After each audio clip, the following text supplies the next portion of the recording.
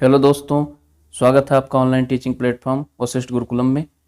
पिछले इतिहास की क्लास में आप लोगों ने मुगल काल के अंतर्गत शाहजहां और औरंगजेब के बारे में पढ़ा था। पिछले सभी इतिहास की क्लासेज का प्लेलिस्ट बनाकर वीडियो के नीचे डिस्क्रिप्शन में डाल दिया गया है, जिससे आप इतिहास को पढ़ सकते हैं और क्विक रिवीजन भी कर सकते हैं। साथ ही हमारे टेलीग्राम से जुड़कर इतिहास के महत्वपूर्ण प्रश्नों की श्रृंखला भी हल कर सकते हैं। आज की क्लास में हम मराठा साम्राज्य के बारे में पढ़ाएंगे, तो चलिए शुरू करते हैं। मराठा साम्राज्य। मराठा साम्राज्य का संस्थापक कौन था? शिवाजी थे। कौन थे? शिवाजी। शिवाजी का जन्म 1627 ईस्वी में सिवनेर दुर्ग जुन्नार में हुआ था। कहां पर? सिवनेर दुर्ग जुन्नार में। कहां पर है ये? महाराष्ट्र में है। शिवाजी के पिता का नाम शाहजी भोसले तथा इनकी माता का नाम जीजाबाई था। क्या था? शाहजी भोसले और मां का नाम जीजाबाई था। शिवाजी के संरक्षक का क्या नाम था? दादा कोंडदेव। दादा कोंडदेव। शिवाजी के आध्यात्मिक गुरु कौन थे? रामदास थे। गुरु रामदास थे। शिवाजी का विवाह साईबाई निम्बालकर के साथ हुआ था। कब? 1640 ईस्वी में। शाहजी ने शिवाजी को पूना की जागीर प्रदान कर स्वयं बीजापुर रियासत में नौकरी कर ली। कहां पर? बीजापुर रियासत में। इनको कहां की जागीर प्रदान की? पूना की जागीर प्रदान की थी। आइए अब शिवाजी द्वारा किया गया सैन्य अभियान देख लेते हैं। 1644 ईस्वी में शिवाजी ने सर्वप्रथम बीजापुर के तोरण नामक पहाड़ी किले पर अधिकार कर लिया था। कहां पर? बीजापुर के तोरण नामक पहाड़ी किले पर। 1656 ईस्वी में रायगढ़ को राजधानी बनाया। किसे? रायगढ़ को। कहां पर है? महाराष्ट्र में। बीजापुर के सुल्तान ने अपने योग्य सेनापति किसे? अफजल खां को 1659 ईस्वी में शिवाजी को पराजित करने के लिए भेजा, लेकिन शिवाजी ने उसकी हत्या कर दी। किसकी? अफजल खां की। शिवाजी ने सूरत को 1664 ईस्वी में एवं 1670 ईस्वी में लूटा। दो बार लूटा था, 1664 ईस्वी में, 1670 ईस्वी में। बहुत इंपॉर्टेंट क्वेश्चन है ये। पुरंदर की संधि 1665 ईस्वी में शिवाजी और जय सिंह के बीच में हुआ था। किसके किसके बीच? शिवाजी और जय सिंह के बीच में हुआ था।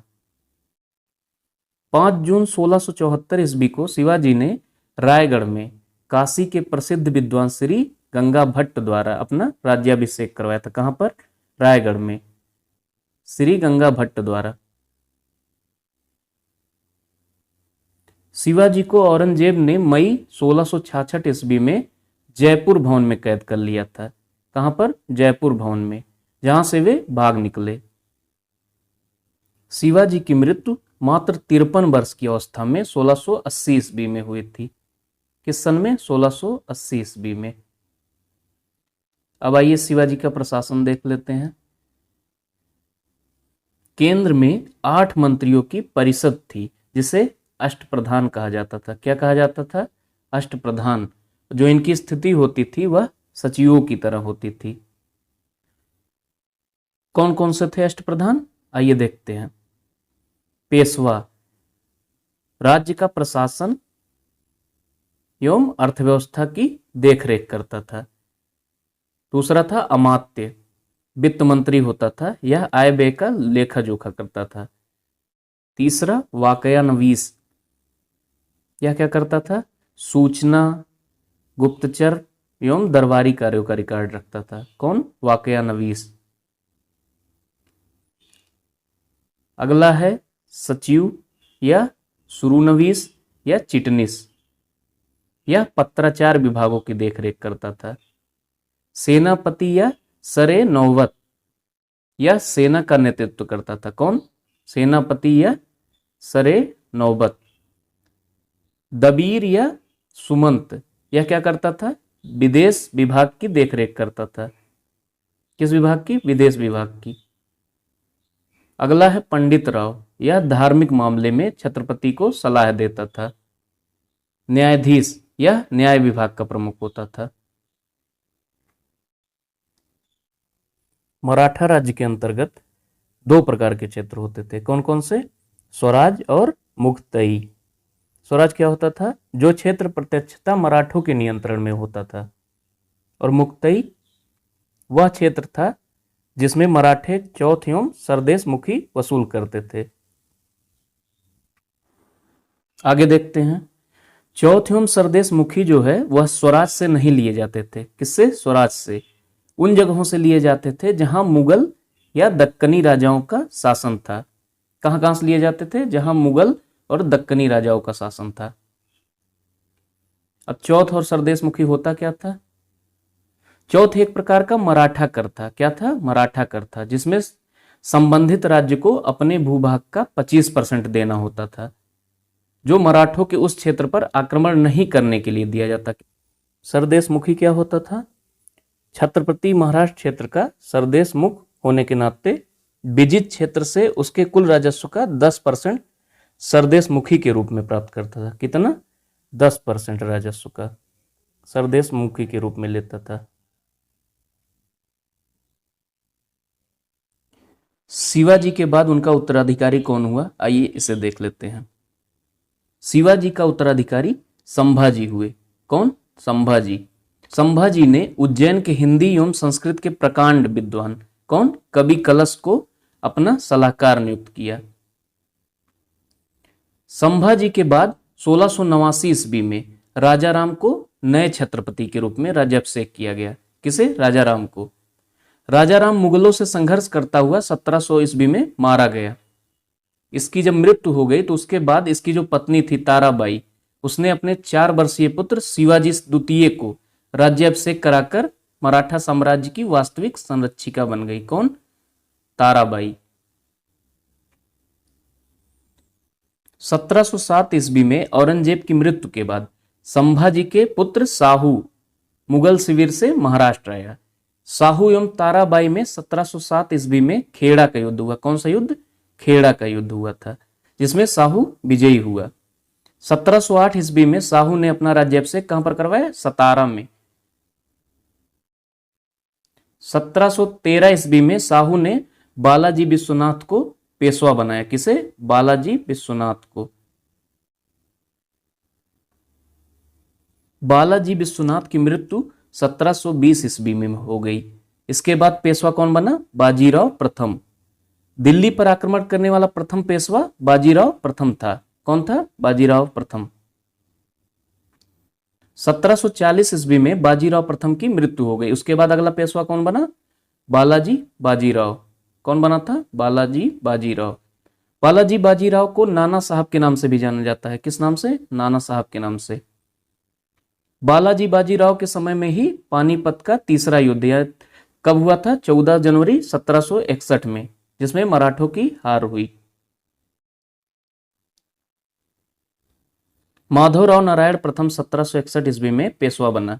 इसने ईस्ट इंडिया कंपनी की पेंशन पर रह रहे मुगल बादशाह शाह आलम द्वितीय को पुनः दिल्ली की गद्दी पर बैठाया। किसे? शाह आलम द्वितीय को। अंतिम पेशवा राघोवा का पुत्र बाजीराव द्वितीय हुआ, जो अंग्रेजों की सहायता से पेशवा बना। यह सहायक संधि स्वीकार करने वाला प्रथम मराठा सरदार था। कौन? बाजीराव द्वितीय। अंग्रेजों और मराठों के बीच 3 युद्ध हुए थे, जिसमें से पहला प्रथम आंग्ल मराठा युद्ध 1775 से 1782 तक हुआ था। इसमें कौन सी संधि हुई थी? सालबाई की संधि। दूसरा आंग्ल मराठा युद्ध कब से कब तक था? 1803 से 1805 तक। इसमें कौन सी संधि हुई थी? देवगांव की संधि। तीसरा आंग्ल मराठा युद्ध 1817 से 1818 ईस्वी में हुआ था। इस युद्ध के बाद मराठा शक्ति और पेशवा के वंशानुगत जो पद था वो समाप्त कर दिया गया। अब आइए इस टॉपिक से रिलेटेड कुछ महत्वपूर्ण प्रश्नों को हल कर लेते हैं। जिस समय 1761 ईस्वी में पानीपत की तीसरी लड़ाई में अहमद शाह अब्दाली ने मराठों को हराया था, उस समय दिल्ली का शासक कौन था? ऑप्शन ए है शाह आलम द्वितीय, ऑप्शन बी है आलमगीर द्वितीय, ऑप्शन सी है मोहम्मद शाह, ऑप्शन डी है जहांदार शाह। तो इसका सही उत्तर होगा शाह आलम द्वितीय। अगला क्वेश्चन देखते हैं। छत्रपति शिवाजी किस मराठा घराने से संबंधित है? ऑप्शन ए है भोसले, ऑप्शन बी है गायकवाड़, ऑप्शन सी है होलकर या ऑप्शन डी है सिंधिया। तो इसका सही उत्तर होगा ऑप्शन ए भोसले। अगला देखते हैं, पेशवा प्रथा ब्रिटिश द्वारा किस पेशवा के काल में समाप्त कर दी गई? ऑप्शन ए है रघुनाथ राव, ऑप्शन बी है नारायण राव, ऑप्शन सी है माधव राव या ऑप्शन डी है बाजीराव द्वितीय। तो इसका सही उत्तर होगा ऑप्शन डी, बाजीराव द्वितीय। अगला क्वेश्चन, वह हिंदू राजा जिसने हिंदू स्वराज स्थापित करने में कुछ हद तक सफलता प्राप्त की थी, कौन था? ऑप्शन ए है छत्रपति शिवाजी, ऑप्शन बी है राणा प्रताप, ऑप्शन सी है चंद्रगुप्त मौर्य, ऑप्शन डी है राणा सांगा। तो इसका सही उत्तर होगा ऑप्शन ए, छत्रपति शिवाजी। अगला देखते हैं, शिवाजी को पकड़ने के लिए औरंगजेब द्वारा किस सेनापति को भेजा गया? ऑप्शन ए है अबुल फजल, ऑप्शन बी है अफजल खान, ऑप्शन सी है मलिक काफूर या ऑप्शन डी है शाइस्ता खां। तो इसका सही उत्तर होगा option D, Shaista Khan.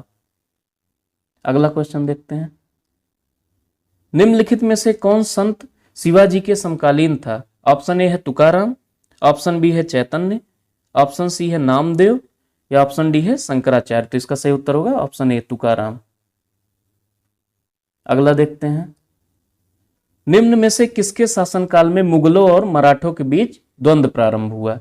Option A है अकबर, ऑप्शन बी है जहांगीर, ऑप्शन सी है शाहजहां, ऑप्शन डी है औरंगजेब। तो इसका सही उत्तर होगा औरंगजेब, ऑप्शन डी।